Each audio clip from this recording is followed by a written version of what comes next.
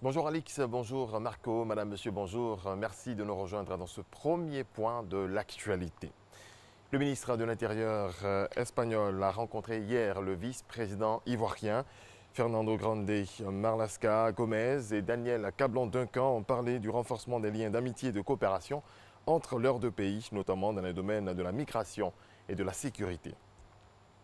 Principale voie maritime d'accès au port d'animation, le canal de Vridi rénové sera inauguré demain par le Premier ministre ivoirien Amadou Coulibaly. Quel sera l'impact de cette rénovation? Élément de réponse avec Mama Traoré. Le port autonome d'Abidjan, c'est 90% des échanges de la Côte d'Ivoire avec l'extérieur et 83% des recettes douanières de l'État. En 2018, le trafic de marchandises s'est chiffré à plus de 24 millions de tonnes. Une place stratégique dans l'économie ivoirienne que le port d'Abidjan doit au canal de Vridi, l'ouvrage qui permet aux navires fréquentant la côte ouest atlantique de rallier la lagune Ébriée où se trouve le port d'Abidjan. Inauguré en février 1951, le canal de Vridi est depuis près de 40 ans inadapté aux évolutions du secteur maritime. Des années 70, face au boom économique, face à la croissance des échanges mondiaux, les armateurs sont lancés dans le gigantisme. Il y a eu ce qu'ils appelaient les navires de deuxième génération, c'est-à-dire des navires qui faisaient environ 350 mètres et avec des tirants d'eau de 14-15 mètres et qui pouvaient transporter 12 000 boîtes, 12 000 conteneurs. Déjà, là, le port d'Abidjan n'était plus update. Il fallait quand même qu'on pense à se remettre à l'ordre du jour.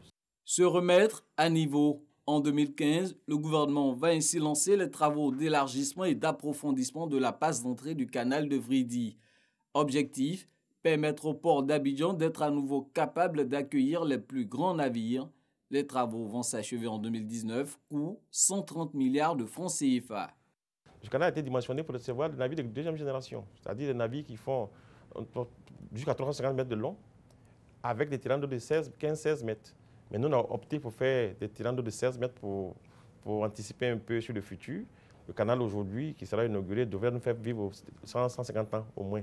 Quand les infrastructures dans le port seront terminées, le port d'Abidjan pourra recevoir des navires qui vont transporter jusqu'à 12 000 conteneurs contre 3 500 aujourd'hui. Avec le canal de Vridi redimensionné, le port autonome d'Abidjan regagne en compétitivité. Notez que depuis les années 90, il n'y a pas eu d'investissement, de renouvellement, ni de modernisation du port. Ça date.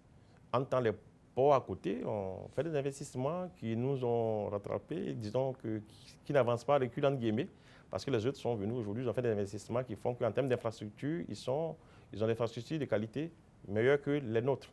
Mais des infrastructures sont en train d'être construites dans le port, notamment le deuxième terminal à conteneurs, le terminal roulier, le port de pêche qui a déjà été inauguré, vous avez le terminal céréalier, le terminal minéralier, le terminal fruitier qui sera modernisé.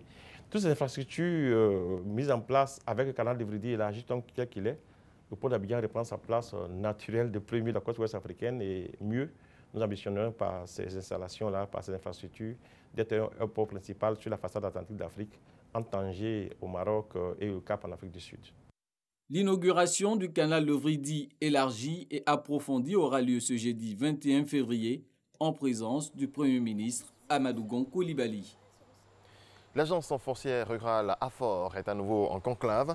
Les experts de la sécurisation foncière conviés à cette rencontre en 72 heures pour harmoniser les dispositions législatives et réglementaires relatives à la sécurisation du foncier rural. Au terme de cette rencontre, les participants devront s'assurer d'une parfaite concordance entre les dispositions du projet de loi de 1998 et celles de 2018 adoptées en Conseil des ministres. Une comédie musicale sur Félix Houphouët-Boigny pour célébrer l'œuvre de ce grand homme de paix. Elle sera jouée le 18 octobre prochain, date anniversaire de naissance du premier président ivoirien. Un casting a été lancé à l'occasion de cette œuvre. On fait le point avec Issaïo. Une comédie musicale pour retracer un pan de la vie de Félix Houphouët-Boigny, premier président de la République de Côte d'Ivoire. Ce spectacle chanté et dansé permettra de mettre en exergue d'une part l'histoire d'amour entre Houphouët-Boigny et son épouse et d'autre part les rivalités entre lui et ses adversaires politiques, notamment dont Étienne Dioma. Mon rôle à moi, en tant que créateur, c'est de trouver aujourd'hui, à travers la musique, à travers les livres, à travers aussi les films, des moyens de pouvoir toucher tous les publics et les emmener à connaître un personnage aussi important que celui-là. Ce spectacle bénéficiera de l'apport de tous les artistes ivoiriens. Un casting est prévu pour choisir le meilleur profil. Tout le monde est le bienvenu, il n'y a pas de couloir. Tous ceux qui ont du talent, qui savent chanter, qui savent danser, sont les bienvenus. Et donc, ils seront sélectionnés sur les critères de ce qu'ils vont proposer en termes de talent. Et donc, à partir de là, il va se créer donc une troupe. Et c'est cette troupe-là qui va répéter pour pouvoir jouer la comédie musicale. Mais ce qui est important de souligner, c'est que vraiment, c'est ouvert à tout le monde. Homme de paix et de rassemblement, Houphouët-Boigny reste un personnage clé de la Côte d'Ivoire. Cette comédie sera encore une occasion de le magnifier, selon le ministre Maurice Pandama. Célébrer Houphouët-Boigny en dehors des joutes politiques nous paraît, nous, ministère de la Culture, essentiel, à travers l'art qui portera à la fois sur le livre, le cinéma et là, la comédie musicale. Il s'agit de faire rêver et de faire en sorte que Houphouët-Boigny s'incruste davantage dans nos cœurs et qu'il inspire nos œuvres. Il inspire notre vie sociale, notre vie politique. Ce spectacle aura lieu le 18 octobre prochain, date d'anniversaire de la naissance de Félix Houphouët-Boigny. Voilà, c'est la fin de ce point d'information. On se retrouve tout à l'heure à 6h30. Merci à vous, Régis.